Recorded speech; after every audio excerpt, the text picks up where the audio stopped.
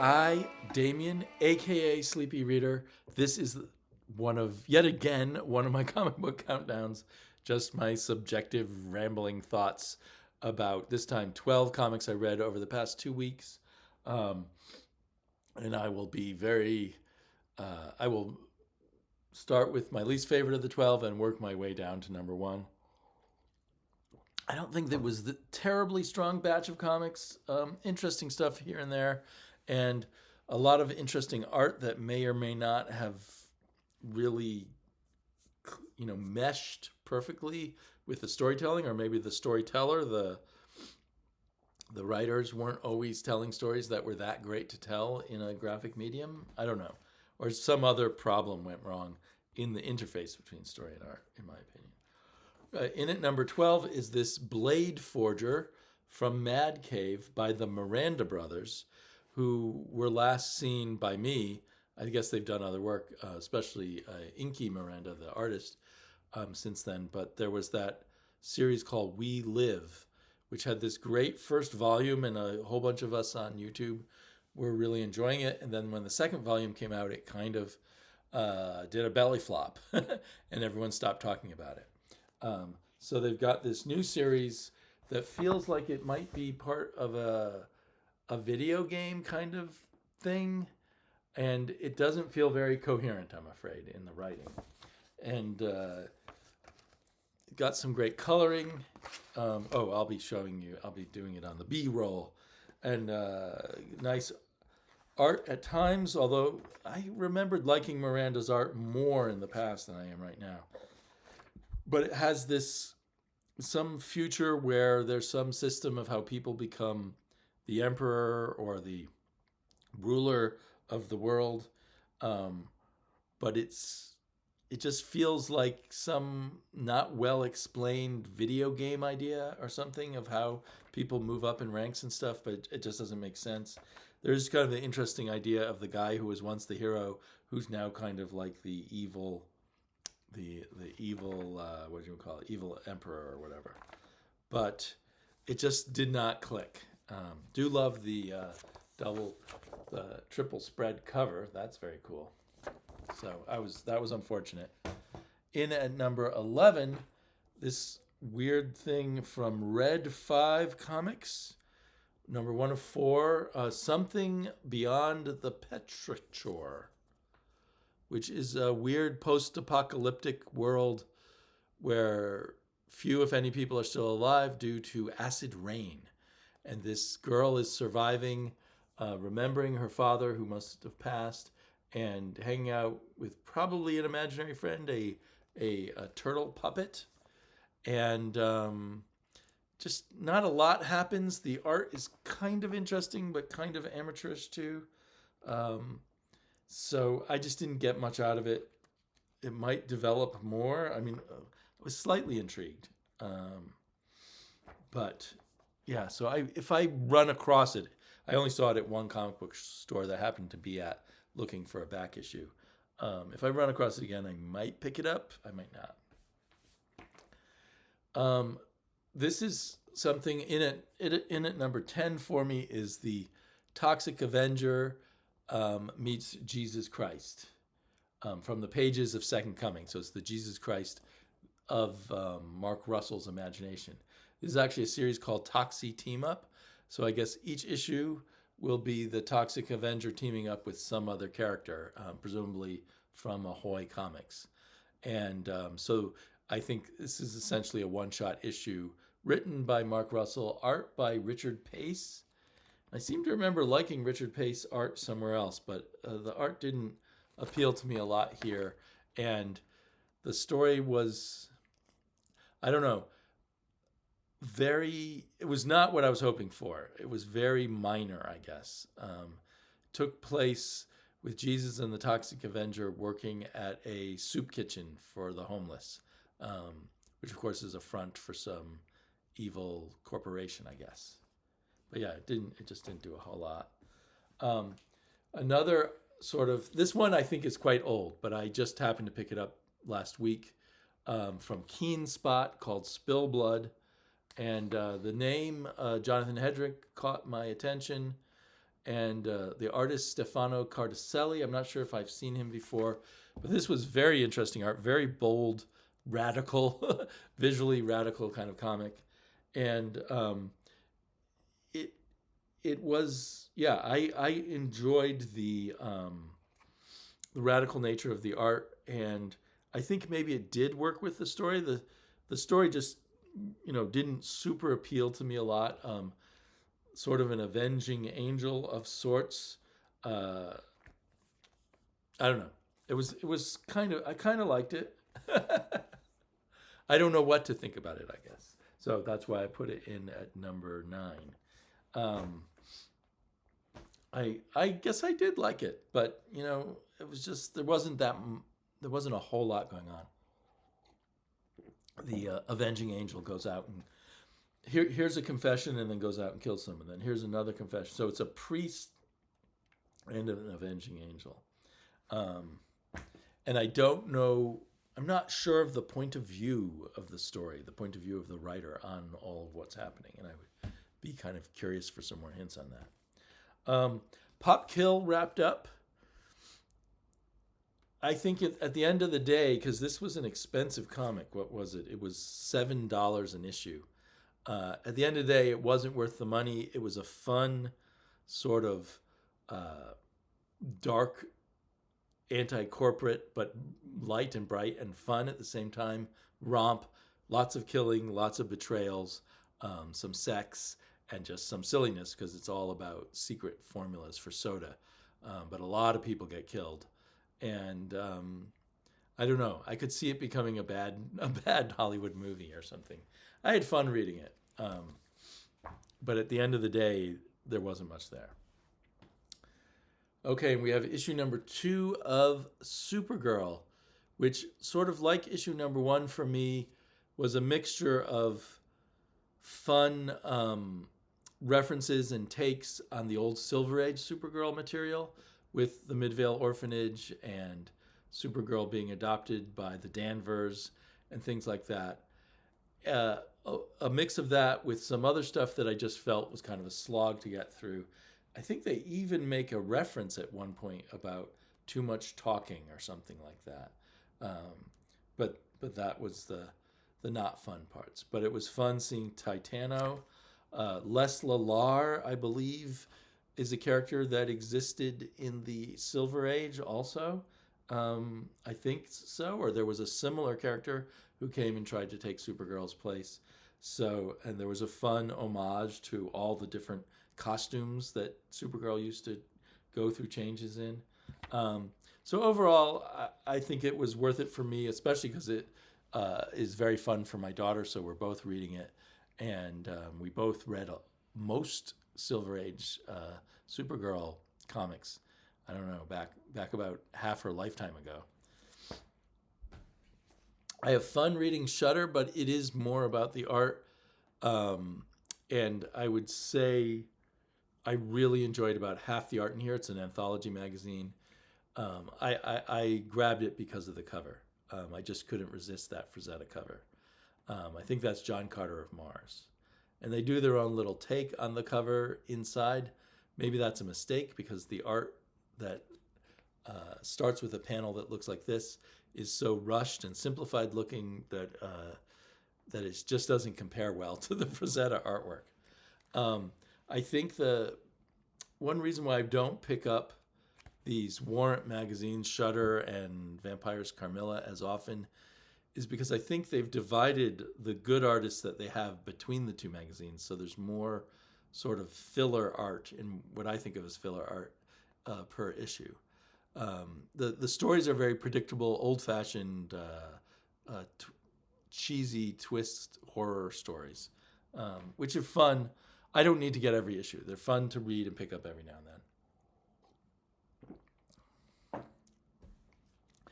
Conan, so Shudder I put in at number 6, Supergirl number 7, Conan's coming in at number 5, but so pretty high up on the list.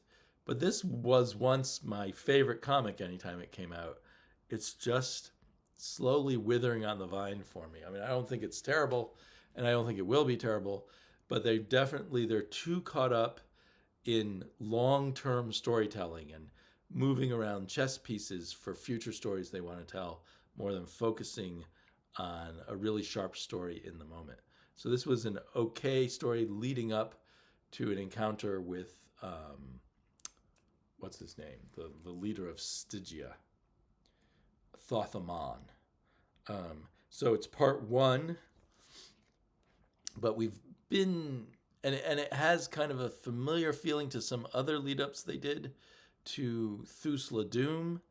So it just, I don't know. I'm just getting less and less excited about their Conan. I am still liking what they do in Savage Sword of Conan a lot. I don't plan to drop this anytime soon, and I'm hoping they'll redeem themselves in my eyes. Not that they should care. In at number 4 is Resurrection Man. This is kind of the perfect example of where I felt the art and the story, or the art and the writing, whatever's done by the writer, because the artists are storytellers too, don't connect as well as they should. But I think it's because the writer doesn't have a super inspired story to tell. He's just throwing in elements, I think. But the artist is kicking ass and making it worth my while to keep picking up this comic. But it's all so, behind the scenes, it's also, it's just too much cosmic, not enough of a rooted story. It's very cool that they show a lot of the line art. Wait a second, I think the line art's for next issue, which that is kind of odd. So they, at the back, they have the line art for issue number 4. But anyway, I think I might have commented before, Anand R.K. is the line artist, but the color's by Mike Spicer, but the color and the line art work so well together, I would have thought it was all done by one person. And I continue to feel that, and I continue to just enjoy some of these pages a lot. But the story itself is not sticking with me a whole lot. Lost Fantasy, speaking of stories sticking, I couldn't, when I picked this up, I thought the first issue of Lost Fantasy was good, was a sort of okay but slightly generic fantasy. This is what I remember saying, but I really like the art. And I still really like the art, and the story seems a much less generic fantasy, but I can't remember anything from the first issue. So it's all a little bit mysterious to me who the characters are and stuff. It's embarrassing to say that I can't remember that first issue. And maybe that's a sign I should be reading things in trade. But I really enjoy picking up single issues and getting individual chapters and mixing all of these books up together. But maybe I should go back and read the first issue of Lost Fantasy. But the good news is this is a more complicated fantasy story than I thought at first. Umbrella Academy, number 1, Plan B. I think that's the name of the series. So it's really Plan B number 1. And you really should have know the Umbrella Academy better than I do to read this. I really enjoyed the art, the color. This is one of those issues that reminds you why Dave Stewart is often considered the best colorist in comics. The color is really great in here. And the line art is fun by Gabriel Ba. And it feels well written. It feels like there is a good unity of writing and art in here. The storytelling of the writer and the storytelling of the artist. However, I don't remember. I read the first trade of Umbrella Academy a long time ago. I don't remember much about the characters anymore, except that they were orphans and they hate this guy who brought them up. So some of the individual details slipped past me and made me feel like I was a little dumb. But Umbrella Academy, I don't have the time and energy to go back and read all the old Umbrella Academy, but I might continue with this because I was liking the art and just the flow and the pace of the comic so much. We'll see. I don't think it was on a pull list. I think I just picked it up off the shelf. And in it, so that was number 2. Lost Fantasy was number 3. Umbrella Academy was number 2, and Geiger I'm putting at number 1 because it just continues. We certainly have a good unity of art and story writer and artist, storytellers together, and we just have a lot of elements that have been building up throughout the 15 issues of this second volume of Geiger that really give everything in here plenty of impact. It's interesting to me because the most mysterious character to me is still Geiger. I still don't understand his psychology to the fullest. Although, and he's maybe coming through his anger now and into getting past his anger and into a new phase. I'm not sure. But other than that, I liked it. I love all the characters around Geiger. Love the art. And the story is always exciting. It always has you on the edge of your seat. And it's funny because some stories with endless action will just start seeming boring. But Geiger never feels that way, so they just know what they're doing somehow. So let me quickly show you the comics I picked up actually on Thursday. I'm filming this on Friday. I didn't go to the comic book store on Wednesday. So I will be reading these next. In fact, I've started reading a number of them. So I got The Cold Witch, Batman and Robin. I'm really excited to get to this. Although that's not the greatest cover of Batman and Robin. The interior art's much better. The New Gods. We'll see if this starts working for me better. I think the last issue 6, I was starting to get into it more. Absolute Flash, which unfortunately has a different artist this issue. And I don't know if that's a permanent thing. Detective Comics, continuing the second arc in Tom Taylor's story with artist Lee Garbett now. Benjamin, which is reputed to, the lead character Benjamin in this is reputed to basically be Philip K. Dick. He comes back to life. That's what I've heard. Usagi Yojimbo, this is both, they're selling it as part 4 of 5 of 1,000 Plums, but it's actually part 1 of 2 of Taboo. Does it say that somewhere on the cover? Or just on the inside front cover? So I guess eventually there'll be a trade made up of 5 issues that are 3 issues of 1,000 Plums and 2 issues of Taboo. So that's, I don't know what to make of that. It's just the way Dark Horse likes to market things now. Exquisite Corpse number 2. This cover is so bloody that I'm already wondering if I'm going to drop this thing because I'm just not into the bloodiness anymore. Los Monstros, which is the latest project from James Robinson, and I really enjoyed the first issue, A Detective in a City of Monsters. Bug Wars, I'm not sure if I'll continue with this. Another comic that is constantly gory and bloody, and unlike Geiger, maybe hasn't drawn me into the feeling of action and suspense in the same way. Copra 50. I think I have a couple of other Copra issues to read before I get to this one. I think this is the final issue of Copra. I might, you never know if they come back, but I think it's been announced as the final issue. Because I already had Death of Copra, right? Flash Gordon, number 10.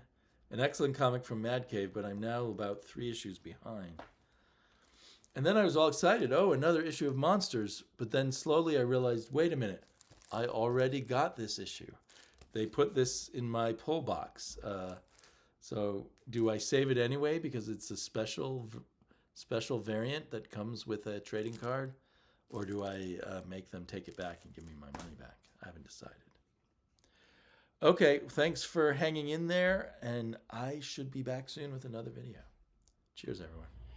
They're selling these as $2 postcards. They're just covers ripped off books.